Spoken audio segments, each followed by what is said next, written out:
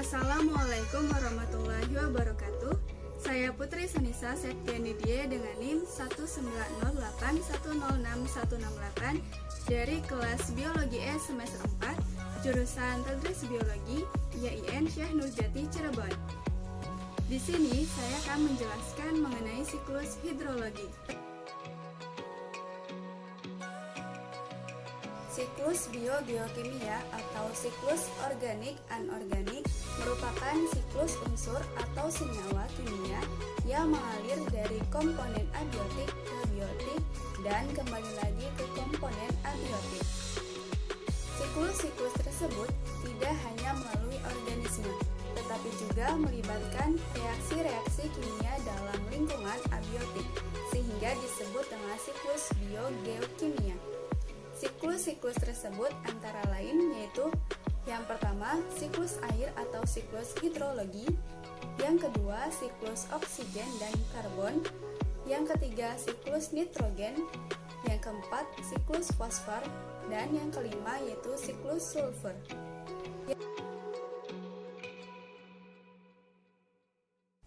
Siklus hidrologi merupakan rangkaian atau tahapan yang dilalui oleh air dari bumi ke atmosfer dan kembali lagi ke bumi.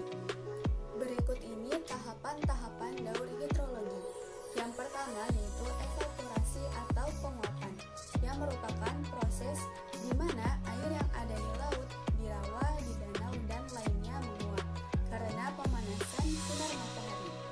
Yang kedua, transpirasi, yaitu proses penguapan yang terjadi pada jaringan makhluk hidup. Yang ketiga yaitu evapotranspirasi, yang merupakan gabungan dari tahapan evaporasi dan transpirasi. Yang keempat yaitu sublimasi, yang merupakan proses penguapan yang terjadi di kutub es atau di puncak gunung. Yang kelima yaitu kondensasi, yang merupakan proses perubahan air menjadi partikel es. Yang keenam yaitu adveksi, yaitu proses perpindahan awan secara horizontal akibat tekanan udara.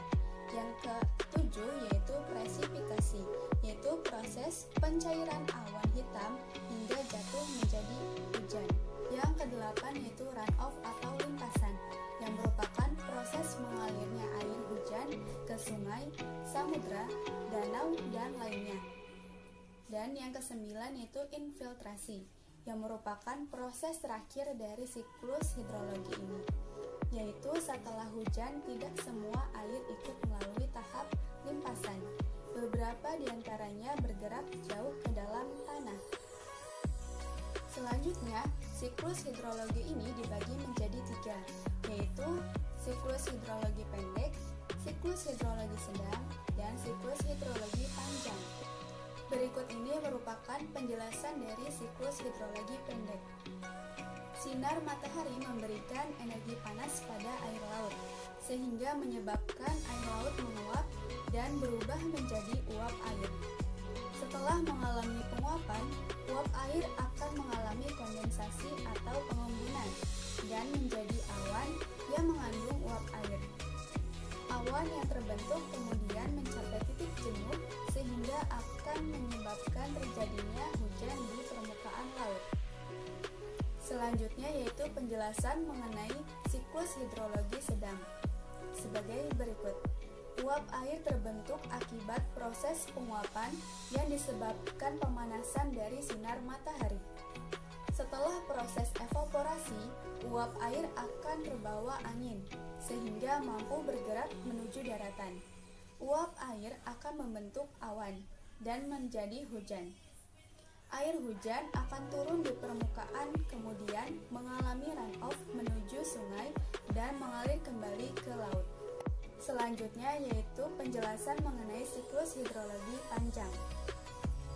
Sinar matahari menyebabkan air laut menguap menjadi uap air karena proses pemanasan. Uap air akan mengalami proses sublimasi.